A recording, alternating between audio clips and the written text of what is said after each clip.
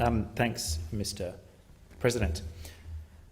Since the fateful months of the Second World War, when Prime Minister Curtin stood up to Churchill and withdrew Australian forces from Europe so that they could fight in the Pacific theatre, the compass needle of Australian foreign policy has shifted sharply from the diminished glory of Imperial Britain to the expanding global reach of the United States.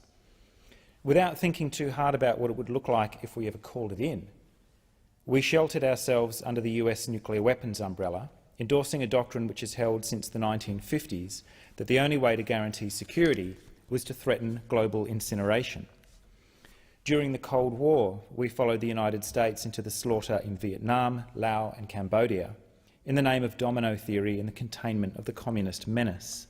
And Australians will go all the way, as Americans will go all the way. In the 1990s and early 2000s, Australia provided diplomatic and military support to the US in Kuwait and Afghanistan, and most consequentially, Prime Minister Howard wrote a blank cheque to George W. Bush in the illegal 2003 invasion of Iraq, which tore the region open and set the stage for the emergence of Islamic State. To this day, Australia hosts intelligence and targeting facilities at Pine Gap, Northwest Cape and elsewhere. We host US Air Force and Marine Corps bases in the Northern Territory. We host port visits by nuclear-powered and potentially nuclear-armed warships. These are not just training facilities, they are places from which the US can project lethal force into our region. We are one of the unblinking electronic eyes of the Five Eyes mass surveillance driftnet, helping the United States government hack commercial phone and internet providers in Indonesia, Malaysia and throughout Southeast Asia. We routinely play diplomatic lapdog for the US government at the United Nations, and in practice that means we undermine arms control treaties, nuclear weapons resolutions and attempts to de-escalate the horrific and one-sided conflict between Israel and the people of Palestine. We buy their F-35 Joint Strike Fighter aircraft, the ones that can't go anywhere near a conflict because they're a $1.5 trillion piece of flying garbage. We let Australian citizen Julian Assange and his courageous colleagues hang out to dry for disclosing war crimes in Iraq and more conventional crimes released or revealed in the State Department cables.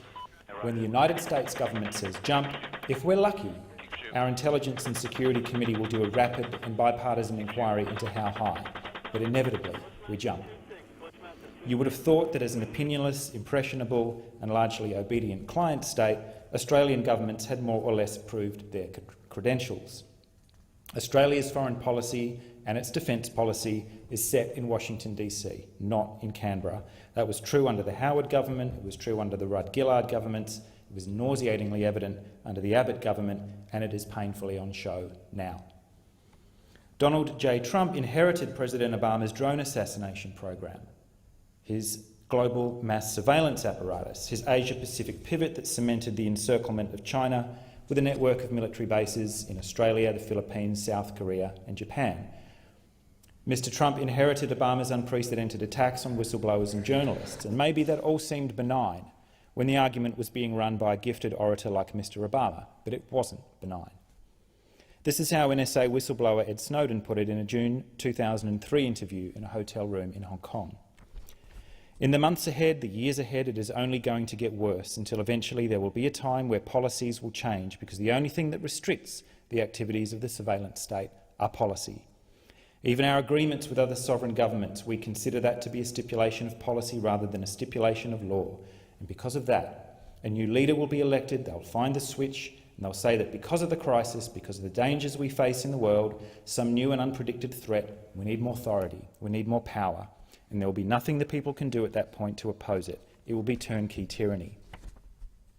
Turnkey tyranny. The tools are all there. All it requires is an administration paranoid enough, arrogant enough, deranged enough to turn the key. A register of Muslims. Promotion of the intelligence value of torture.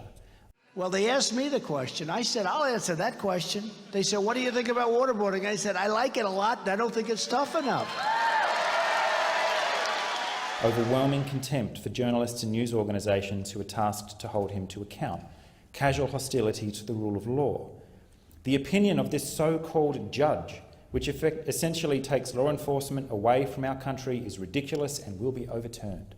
tweets the President of the United States of America. Now, like most people, I was intrigued to hear the reports of the total contempt with which Australia was treated by President Donald Trump last week. The incoming president probably couldn't point to Australia on a map. On 2 consecutive days, the Trump administration's press secretary couldn't even be bothered to get our Prime Minister's name right.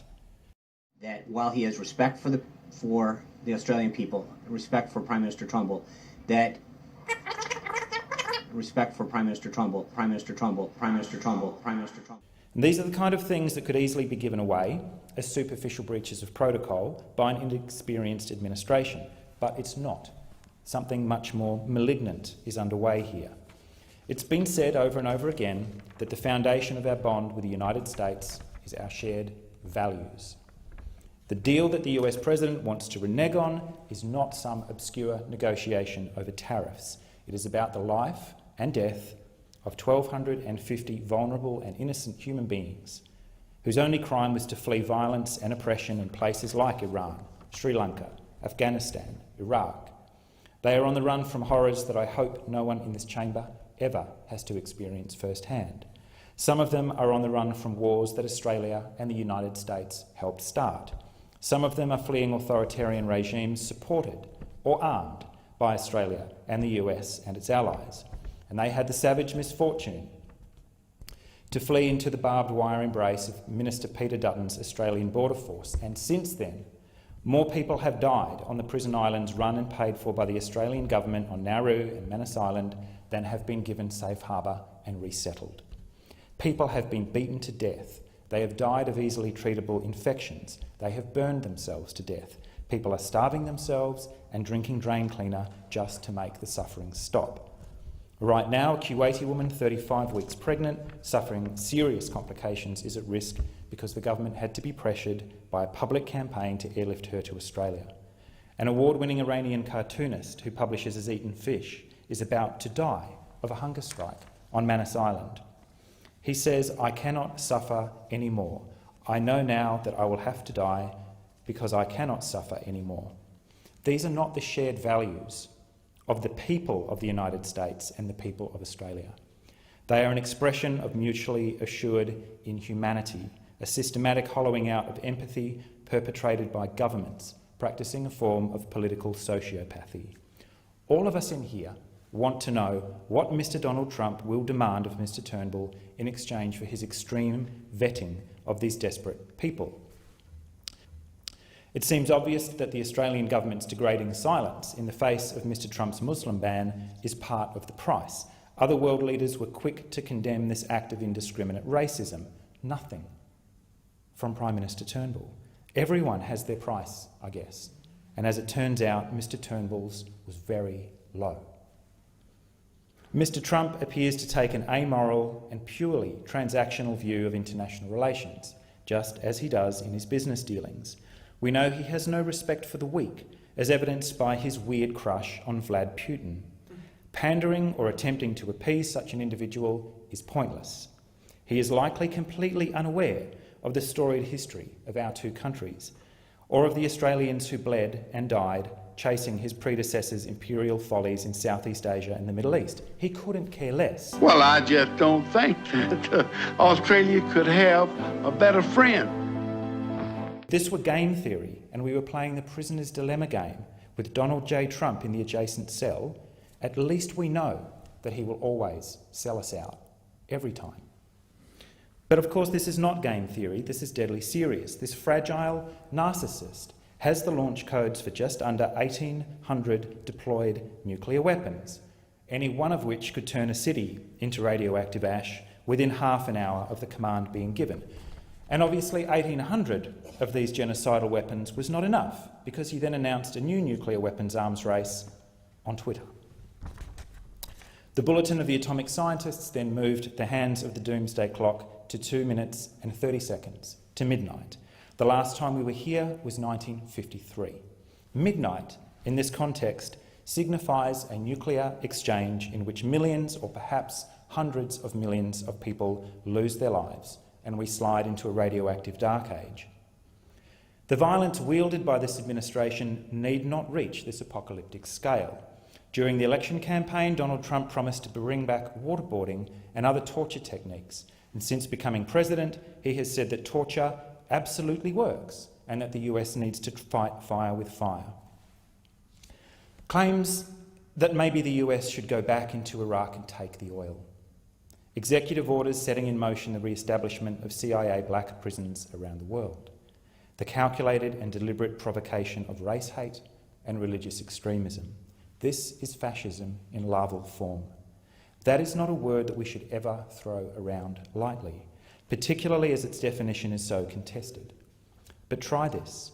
Robert Paxton, Professor Emeritus at Columbia Uni, describes fascism as a dynamic process rather than a fixed ideology like socialism or communism. So see if this paraphrasing of his work by Dominic in The Atlantic in December of last year sounds familiar. Step 1. Ideological formation and the creation of a party with quasi-military cadres talk of national humiliation, lost vigour, and the failures of liberalism and democracy. Stage 2. Entry of the party into national politics, intimidation of rivals and planned acts of redemptive violence against suspect minorities and radical rivals. Stage 3. Arrival in government, often in alliance with conservatives. Stage 4. Exercise of power in concert with institutions and business. The regime expands its control at home, restricting the press and democratic processes, corporatising business and collectivising the people. Abroad, it asserts itself militarily. Stage 5. Radicalisation or entropy. Some fascists go down in a collapse marked by catastrophic violence and disorder, but most die of boredom. Does any of that sound familiar? I'm sure that some of the people who voted for this administration would have happily signed on to this prescription. But I deeply believe that millions more simply wanted to put a brick through the window of the corrupt Washington establishment, that parasitic network of bankers, arms dealers, oil companies and media oligarchs who have been consuming the American Republic from within for decades. It is these people, those voters, who are now in the process of being fundamentally betrayed by the extremists who wield executive power. The swamp is not being drained, friends. The swamp is being weaponised. I've been to the US a couple of times and I absolutely adore the place. Maybe apart from India, I've never been anywhere more diverse and surprising. There is a bond of affection between the Australian people and those of the United States that is way deeper than the shared suffering and sacrifice that cemented the alliance during the global war on fascism in the 1930s and 40s. We feel like family, for better or for worse. We have similar colonial origins. Our great-grandparents arriving from old Europa to wreak violence and disease on First Nations people. From white supremacist underpinnings, we both attempted to build multicultural societies in the aftermath of that dispossession, to carve prosperity out of an unfamiliar continent, and through many decades of struggle to make important contributions to the practice of democracy and the rule of a certain kind of law. All cynicism aside, I agree with those from right across the political spectrum who've argued that the bond between the people of Australia and the people of the United States is strong and will endure beyond whoever happens to occupy the White House and the ministerial wing of this parliament. The institutions of democracy and the rule of law may be stressed and under sustained attack, but they were built on shared sacrifice, and it is essential that they be buttressed and protected. And that looks like the Speaker of the UK House of Commons declaring that Donald Trump is unfit to address Westminster. It looks like the millions of people joining the Women's March in Washington that ended up mobilising more than 5 million people around the world and culminated in the largest single-day demonstration in the history of the United States. It looks like people who shut down airports across the United States when the full scope of Trump's Muslim ban became apparent. And it looks like those in the taxi industry in New York City who powerfully amplified this blockade with distributed industrial action. Here at home, it looks like the immediate renegotiation of the Australia-US alliance, with everything on the table.